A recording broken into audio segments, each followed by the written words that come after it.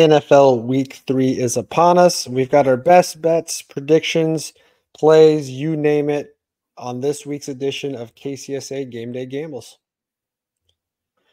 And welcome into the KC Sports Authority podcast. This is Keegan Russell with Greg Jackson over there. Welcome to Week 3 edition of Game Day Gambles. Let's start with the NFL spread for this week. And if you were paying attention last week, hopefully you walked out with a massive bag of cash because we went 8-2 on our Sunday plays.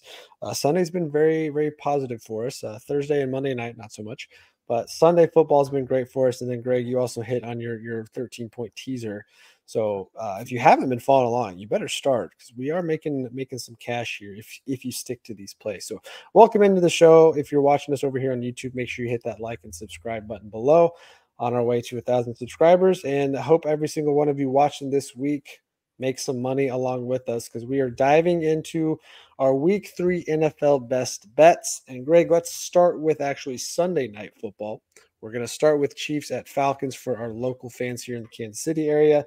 Chiefs open up as a 3-point favorite on the road down in Atlanta where Arthur Blank is hosting his celebration day for the Hall of Fame, giving out free hot dogs and free drinks. And I'm hoping we can give out some free plays for this game. Thoughts on it? Sure. Well, they say Kirk Cousins can't win in prime time, right? But I told you he was going to Monday, and he did. He did. He led him right down the field. London was there. He hit him. Everyone in Philly started crying. It was great. It's great to see the Eagles lose. Always is. I'm sure Casey agrees with that. Oh, right, absolutely. Anytime Nick Sirianni is sad and crying is a great day for Kansas City area folks. Yeah, I figured you'd like that. What you're not going to like is here's another game that I always point out where everybody's going to bet the Chiefs because they're only -3. It's Sunday night. Everybody's going to try to save what just happened at 1-4 by loading up on the Chiefs because they can't lose to the Falcons, right? To Kirk Cousins? Wrong. Kirk Cousins will win this game. The Falcons will win. Forget the 3. They're going to win the game outright. Look, you're going straight money line. I know. I'll take the 3 as insurance, but that's how I bet. But here's the thing. You can't win every game, Casey. You can't. You're going to lose a few. And it's respectable to lose to this offense on the road. The defense ain't bad either. But you got Robinson, Pitts, London.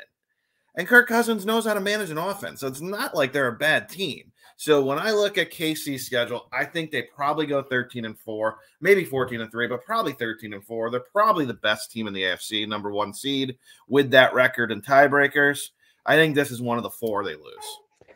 Yeah, we talk about it here in the Kansas City sports area. There's always 1 or 2 games a year the Chiefs drop that on paper you feel like should be a no-brainer win.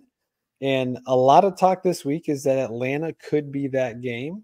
Kirk Cousins got off to a rocky start week 1. He got eaten alive by TJ Watt and the Steelers defensive line.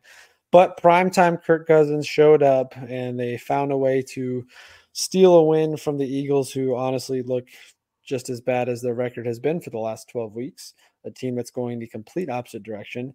It's one that matchup-wise I'm not excited about from a matchup standpoint. I think Bijan Robinson is one of the 3 to 4 best backs in the NFL.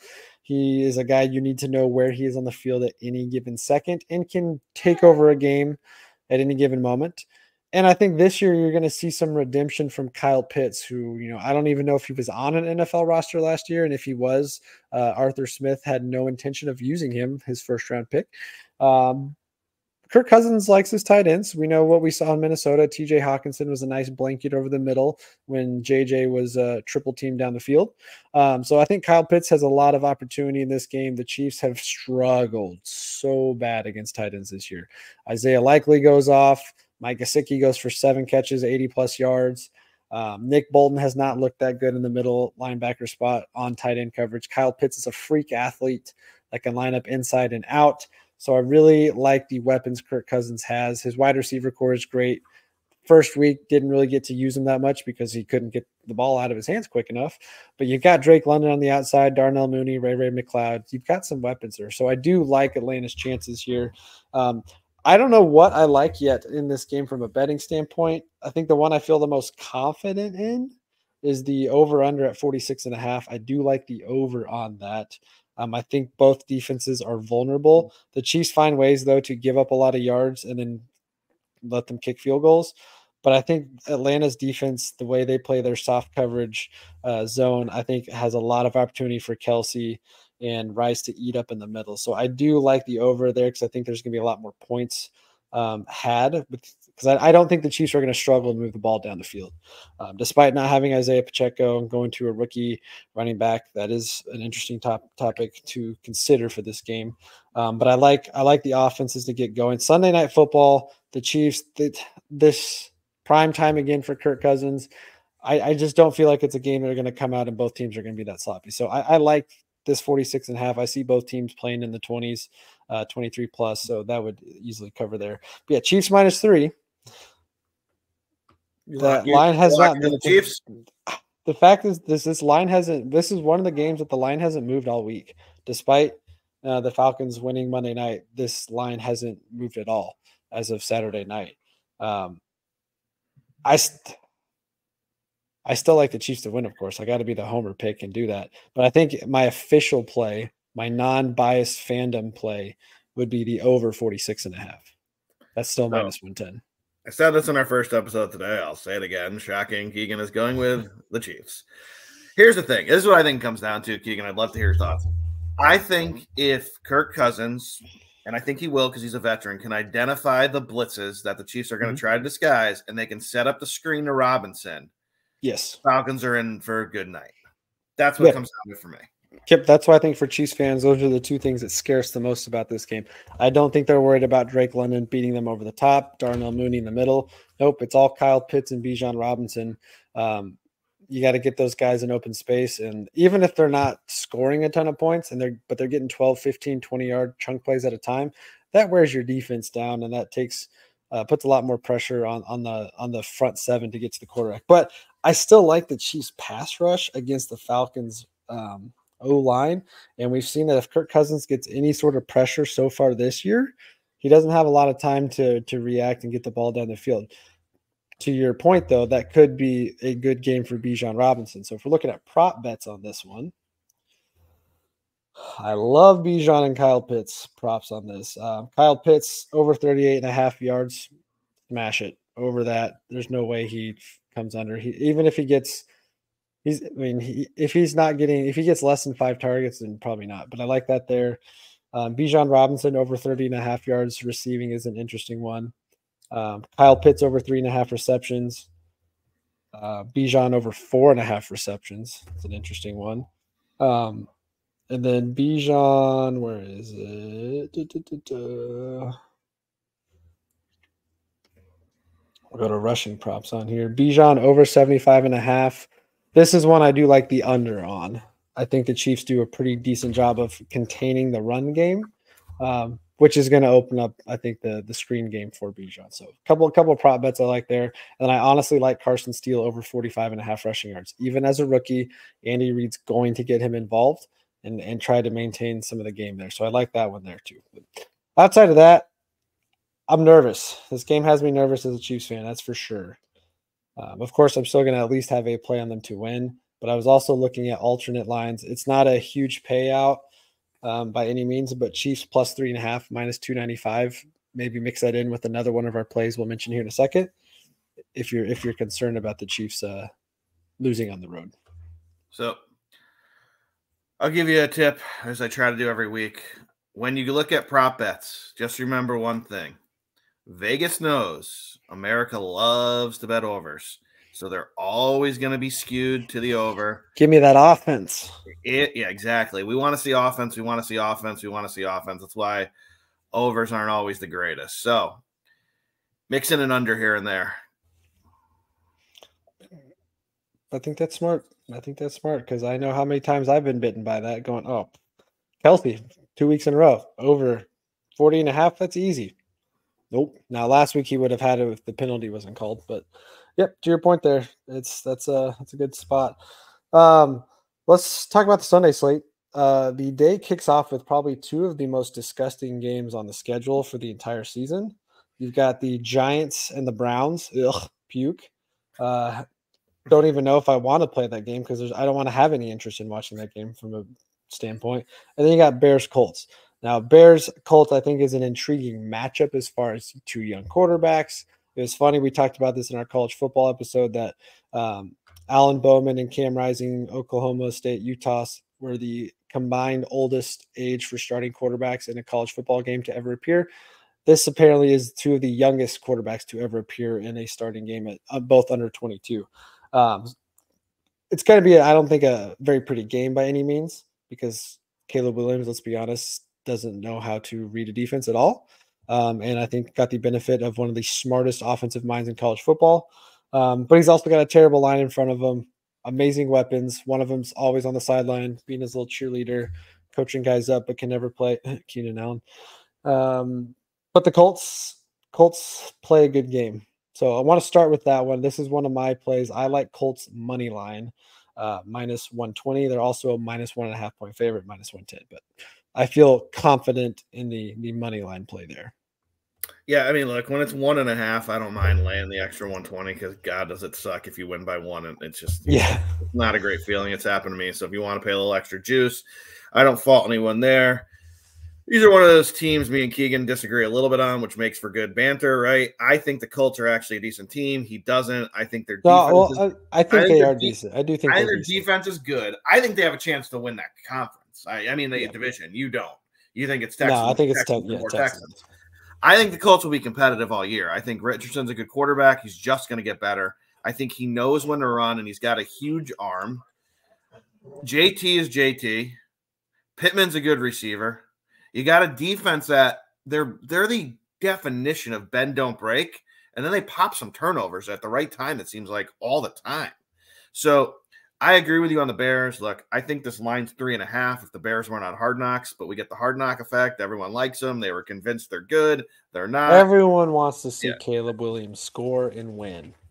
Right, and it was no secret, it was no coincidence, I should say, that they were Hard Knocks with him coming into the league and getting some hype around him.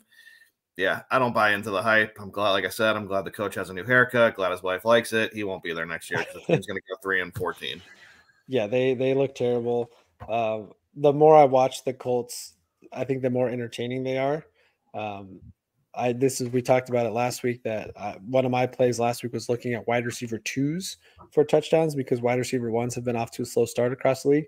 And Pierce, won me a big time parlay last week on a late game touchdown. Yeah, the Colts I think are an entertaining bunch to watch because they can run all over the field. But who isn't more excited when you see a quarterback launch a 75-yard bomb down the field?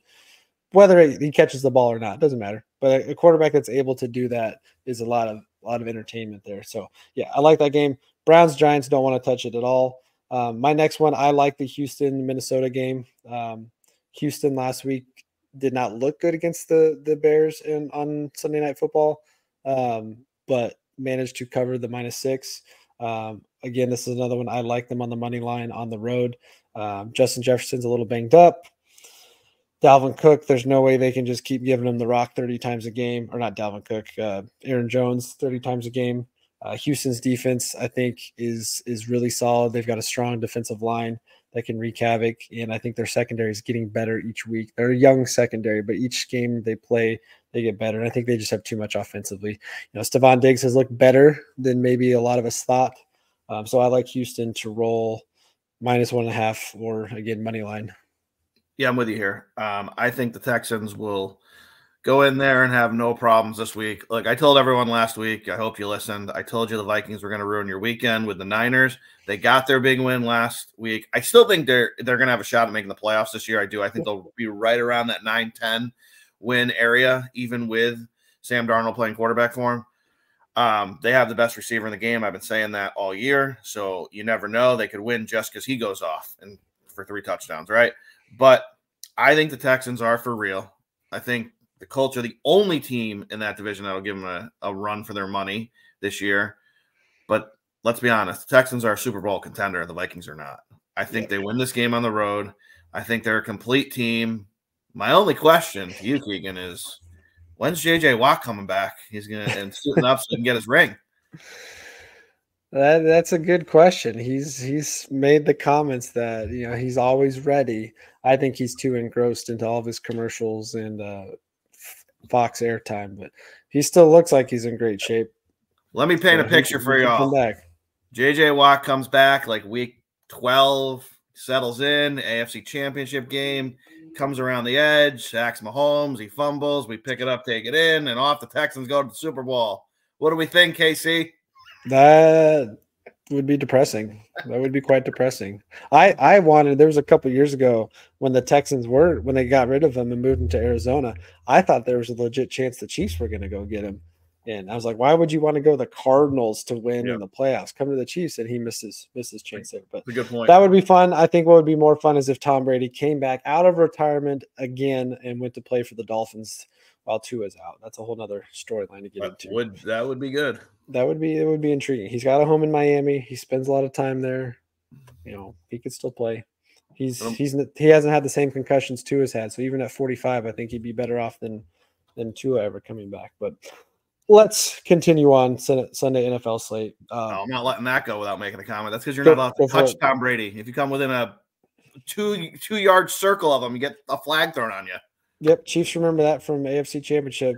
Chris Jones hit him on the chest. Oh, penalty. 15.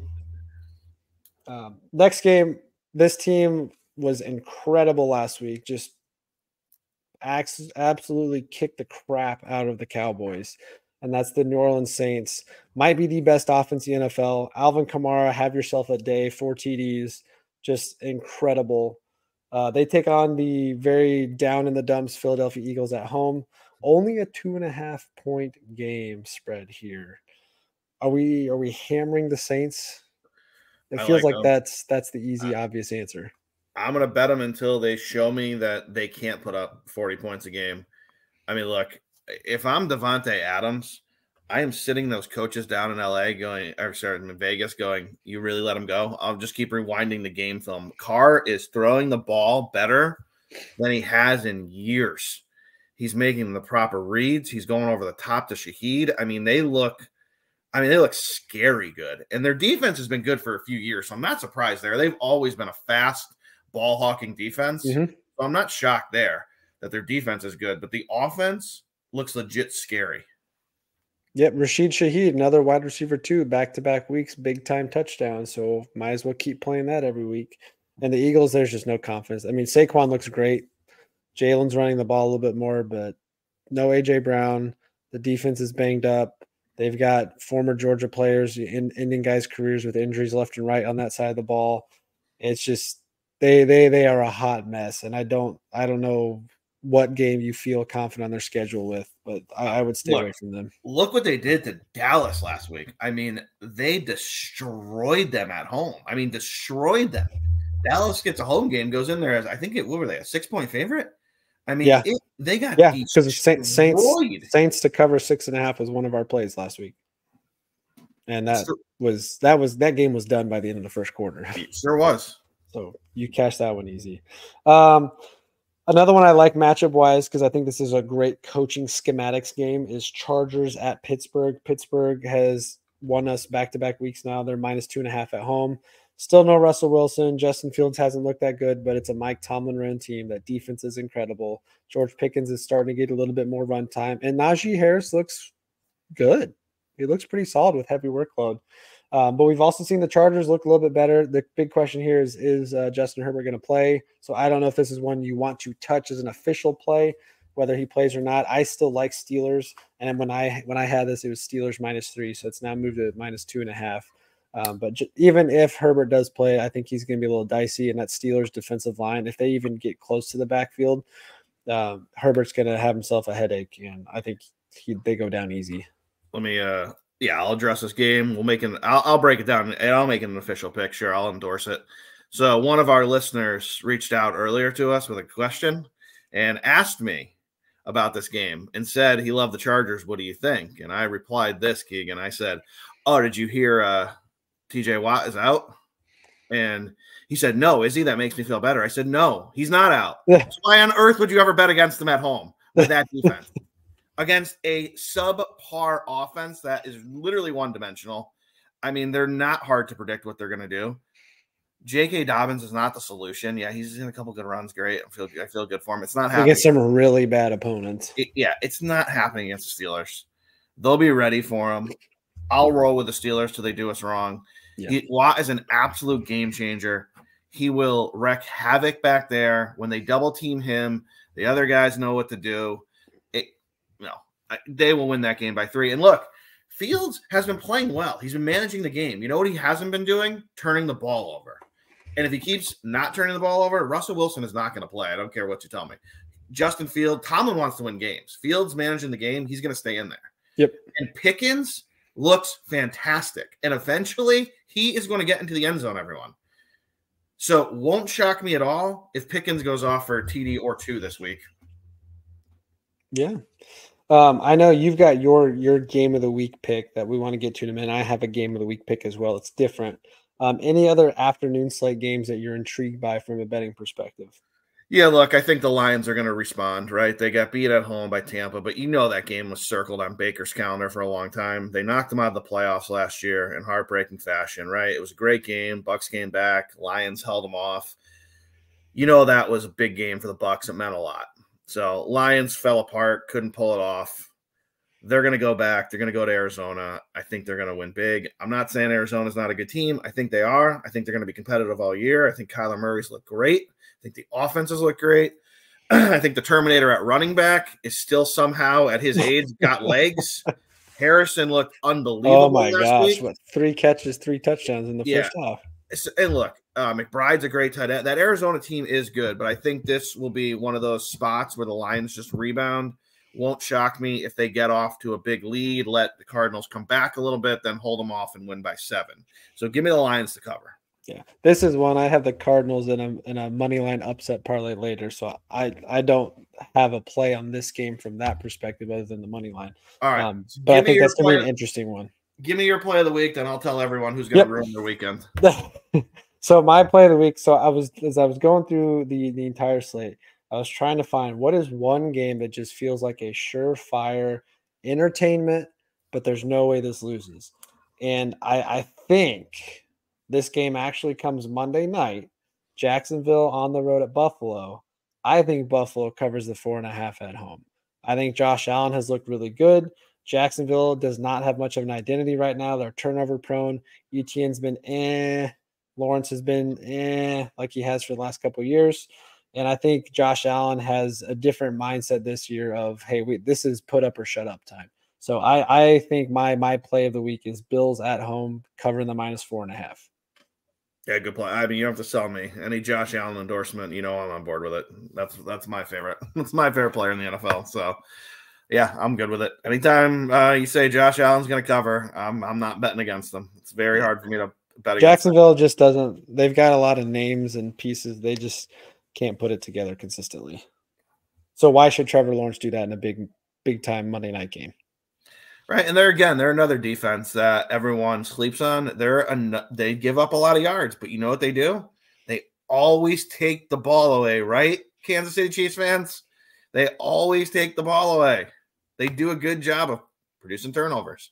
So they'll do it again, and I think I'm with you. They'll cover that line because Trevor Lawrence loves to turn the ball over. ETN loves to fumble in a big spot. Yes, he does. So that's my lock of the week. What is your lock of week 3? All right. So you look at this slate, and I know what jumps out on the page. Everyone saw it, and they said, there is no way, Keegan, Dallas is losing 2 at home. Lamb, Dak, that defense at home, no way. The Ravens look terrible. Dallas, lock them up, right? That's what they said. Wrong. This is your trap. The Ravens, -1, play of the week. Lamar, he's not looked great. They're not going 0-3, folks. Dallas is not that good. I know everyone thinks they are. McCarthy's not a great coach. No one is happier than Jones up in the front office because he would be so happy to get rid of him by week 5 and put Belichick in there and then maybe have a chance. I'm telling you right now. It might happen this year. I'm telling you, well, Belichick might be having a little too much fun with the Manning cast, so maybe he won't come back this year. But I'm telling you right now, the Ravens is the team that's going to ruin your weekend. Everybody's going to line up to bet the Cowboys at home to not lose 2 in a row, and the Ravens have looked so bad. This is the week they turn it around. That Ravens defense is good. They'll take away Lamb. Elliott, he ain't going to do much on this defense. They clog the middle up better than most teams. They'll get a couple big turnovers when Dak tries to force it to somebody else or even tries to force it into Lamb. Give me the Ravens to win a close one. That's my lock of the week.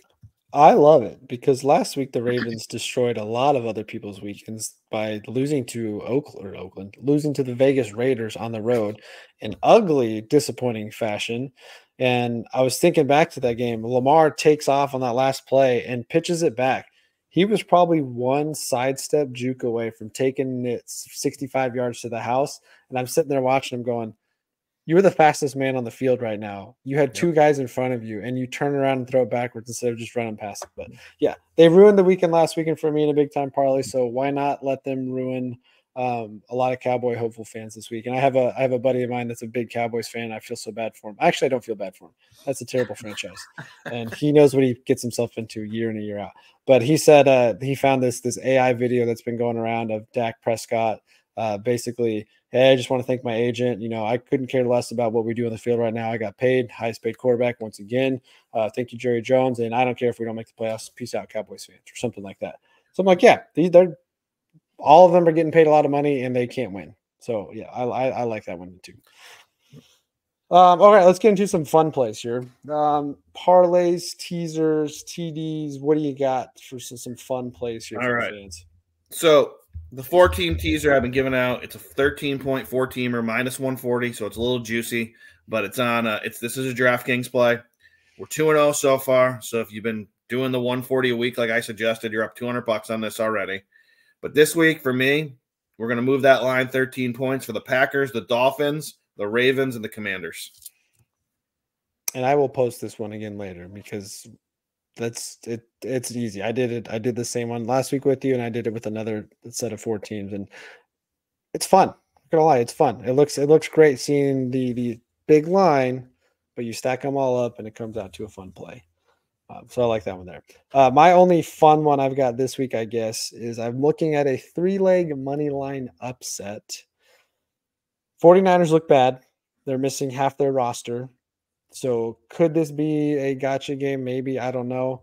The Rams and 49ers seem to always play it close. And despite that the Rams don't look that good right now without Cooper Kupp and Puka Nacua, I think Kyren Williams is going to run all over the 49ers, multiple touchdowns. Matthew Stafford's going to get the job done with his weak group of wide receivers just because the 49ers don't have anybody. And I'd rather take Matthew Stafford to go win me a game than Brock Purdy. So I've got Rams over the 49ers, parlayed with the Cardinals to upset the Lions at home. Again, not as confident in that play, but we got to get a big number on this plus money side here in a second. So Cardinals over the Lions at home. They looked incredibly good last week, albeit against the beat up Rams, but that offense looks incredible. And then the last one I have is Packers over the Titans on the road. Probably still going to be Malik Willis. And if you're Malik Willis, are you not motivated to go into Tennessee, who kicked you to the curb for Will Levis? So I think they go in to get the job done. They've got an effective run game. He looked pretty solid passing the ball last week. Wasn't a ton of action. I think he started the game 7 for 8, ended up completing less than 10 passes, but they still looked quite effective offensively. So give me those 3: Rams over the 49ers, Cardinals over the Lions, Packers over the Titans. At the time I had this one, it was plus 15-15. Nice. For me, last one fun here is our TD round robin that I give out every week, where you're going to play 5 guys and you're going to play it all for a 5-guy parlay, buy 3s and buy 4s. And it's up there, and it's on our first episode, how to do that in the breakdown. So the 5 guys I got this week to score a touchdown: Olave, JT, St. Brown, Andrews, and Kincaid. 3 guys that haven't found the end zone yet. Correct. Is this the week? This is the week. I like the Dalton Kincaid one in there for sure. I've been feeling him for a while now. He's due. Mark Andrews is due too. I like it. St. Brown too. Let's get him in there. Yeah. Check. Chris Olave's due. They're all due. They're all due. I like that one. That's a fun one. Yeah, I'll make sure to post these in the morning. If you're watching this in the morning, I'll have these posted as well too. All right, last thing we want to cover here, Greg. You had a couple other questions floated your way for us to bring up on the podcast. We had a few people ask a few questions. We want to address them, and please send them in. We'll address them. Send in any sports you want. I'm going to save the last one. Well, the last two actually are kind of combos, and I'm going to throw one to Keegan. But the first one that we got was a fantasy football question, and the question was, I have Tyreek Hill and I have Metcalf. Who should I start? Are you concerned because of the quarterback situation in Miami? The answer for me is no. Start Hill. I mean, Hill could literally take a bubble screen and go 80 yards for you and get a touchdown, and you're gonna exceed the expectation for points for him in one play. So I would tell you it's week 3. I would still start Hill, see what happens. They could hand the ball off to him too on end arounds. So I'm telling you, start Hill. Don't worry about it yet. Let's see what he does these next couple games. The Tua comes back. Keegan, what are your thoughts on that? Yeah, I think that's a great question. DK looked really good last week. That entire trio of wide receivers looked really good. I think I would still lean Tyreek for what you're saying. It's the explosiveness. I mean, we know DK can catch a 58-yard bomb for a touchdown, but he might only get 4 targets a game. Now, again, last week he had a lot more, but that's not the Seahawks' identity. The Seahawks' identity is run the ball. Last week they didn't have Kenneth Walker, so there's only so much running they could do with Zach Charbonnet, and they got the pass game very much involved, but we saw a lot of Jackson Smith and Jigba, who is one of my sleeper picks in fantasy this year to finish preseason outside the top 40 to finish top 25. I think he's slated to have a solid year. So I still like Tyreek Hill there. No idea what we're going to see with Skylar Thompson. But again, like you said, all it takes is a 5-yard slant for Tyreek Hill and he's gone. And he's going to have heavy usage. I don't know if DK gets the same type of usage that we'll see Tyreek Hill get. Now, again, Tyreek did not look good last week. Totally get it. But Tyreek has the higher ceiling and the higher floor, I think, most every week. Question 2 was an interesting one. It has nothing to do with football. Someone asked me my opinion on the President's Cup, and I'm going to tell you it. I would use the President's Cup, everyone, as a sweetener this week. And what I mean by that is if you like someone in a money line who's given 6 or 7 points, so say they're minus 250-ish, click over to golf, scroll down to where it says President's Cup, and put the U.S. into that parlay, and you'll get near even money. Because my thoughts are this for you who asked the question. There's 0 chance the U.S. is not winning that after what happened this week. And if you don't know, a reporter basically went up to Jim Furyk, who's the captain of the team, and basically called the President's Cup a joke and no one really cares about it. And it would be great to see the U.S. get upset because they've been so dominant in it, which prompted Jim Furyk to tell that reporter to go F himself. So I think that's going to fire this team up and Furyk up. And I would tell you at minus 270, I'd throw the U.S. into any of your moneyline parlays to make it a sweetener. I like it. I like that a lot. I think that might be another episode we have to do is where we talk about cross sports betting and how to find some good value there. Because I think the average bettor has a hard time deciphering that. Hey, this is a game I like. I'm just going to bet this game. There's nothing wrong with that, but there's a lot of value out there to be found when you dig a little deeper in some of these cross-board plays. So yeah, that might be something we have to get into over the next couple of weeks, especially with the football season picking up as we'll get close to basketball season, plus the tail end of baseball. There's a lot of back and forth to pile in there with. So yeah, I like it. What a great segue, because Keegan didn't know what question 3 was, but I'm going to defer to him as the Kansas City expert. So the question I got asked was, with 10 games to go in the wild card race, getting tight, at what number would you bet the Royals to be one of the wild card teams if you saw it pop up? And I did see him pop up a couple times at minus 130, minus 140. It goes up and down because games are still being played. But where would you feel comfortable with around 10 games to go betting the Royals to make the playoffs? To make the playoffs? I don't see a scenario. I mean, let's be the last week they've been bad. They're falling apart at the wrong time. I still don't see a scenario that they don't finish in a playoff spot. Their rotation is too good. They've got a relatively favorable schedule the last week here. They should go beat up on the Nationals. The Phillies are really good, but I think the Phillies are pretty much locked in to what they need to do. So if the Royals go out and just win 3 games down the stretch, I think they're still a lock to finish at worst third. So I don't know if that really answers the question necessarily, but I think any line I would take. So between Royals, Twins, Tigers, which are all within a game pretty much, 2 of those 3 are probably going to make it. Mariners are sitting 2 out. You think out of those 4 teams, the Royals are the no-brainer? The Tigers have been hot. They're going to fizzle out. The Mariners, man, that's a good question. So the Mariners have the most ground to gain, so they're probably the value play if they pop back up. They're 2 out. Yeah, so if you're going value play, then I would shift it to the Mariners because they still have a strong rotation. They've got a really good offense. But if we kick the Mariners, let's say we kick the Mariners out of it, and 2 out of 3 have to make it from Royals, Twins, Tigers. You think? I think it's still the Royals. The Royals have the best rotation. They've got the star talent. The Tigers look really good, but I don't think they can keep the hot streak going. They're playing with house money though, so that might actually play to their favor. They're playing free. I think the Twins have the most pressure, so I would still go with the Royals because I don't think the Royals, despite the fact that they've had a really good season, they really don't have anything to lose necessarily. The expectation this year was not playoff or bust. Not that the Tigers had that either. So I still think the Royals are the safest of the 3. They have the best rotation. All right. Now they did get blanked today 9-0. But so I don't feel very confident with that answer. But those were our questions for this week. Yes, please send any questions you have. You can hit us up on Twitter, Facebook, Instagram, TikTok at KCSA Pod. You can leave a comment here below and on our YouTube channel. You can send us an email at kcsauthority@gmail.com. We would love to get any questions you have. As we progress throughout the season, we'll branch into some more topics on the show, maybe different betting takes, betting tips, a little bit more fantasy football, sit, start, that kind of stuff, trade scenarios. But yeah, we'd love to answer any questions you guys have. Maybe once a week or once every other week, we'll do an episode that's just straight up random topics that involve sports betting, not necessarily just game coverage. So yeah, we'll do that. Make sure you like and subscribe to the podcast here over on YouTube. You can also follow us on Spotify if you want to listen on the go. Whatever you do, though, make sure you share it with a friend or two. We'd love to get to 1,000 subscribers here in the next couple of weeks. We are well on our way, flirting with 900 right now, and your support does us tremendous help.